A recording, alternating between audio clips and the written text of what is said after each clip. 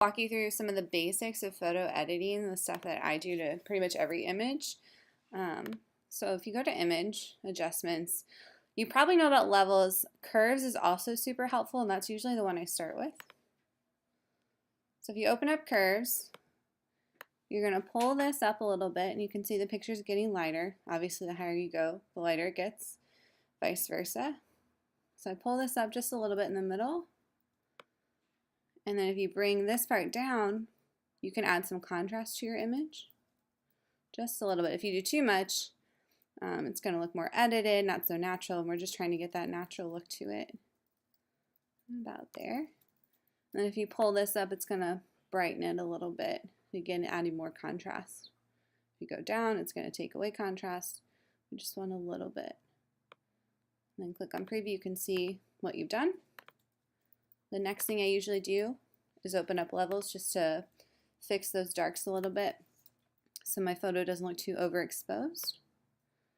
And you can bring up the middle a little bit. There you go. I typically do a Smart Sharpen, just a little one. So I'll open up Smart Sharpen and I'll zoom in so you can see. So right now this is really high. If you look at amount over here, this is really high, which is why my image looks so pixelated. I'm going to lower that probably to about 50, maybe even a little lower. And then this controls the radius, or how big the circles get. And then the bigger your circles are, the sharper it looks, but also the little more edited it looks. And we don't want readers to look at our pictures and think, wow, that looks super edited. So I'm going to bring that down a little bit. And we can click on the preview. Again, the Smart Sharpen, it's hard to tell a huge difference. It just makes it look a little crisper. Let's see if you can tell. We're zoomed in really far.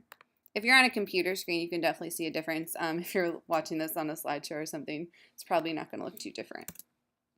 And then the last thing I typically do to all my images is I'll go to vibrance. And I'll kick up the vibrance just a little bit. Saturation, people will use, but I think it looks like you have a photo filter on when you kick up the saturation. It just looks too colorful to me. So I might bump it up maybe, 2 or 3, but typically I'll just mess with the vibrance a little bit to make the portrait stand out.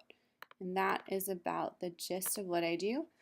If you look at your history, you can look at where we started to where we ended. Again, we're not trying to make it look super edited. We just want the photo to look clean, crisp, and clear for when we print it.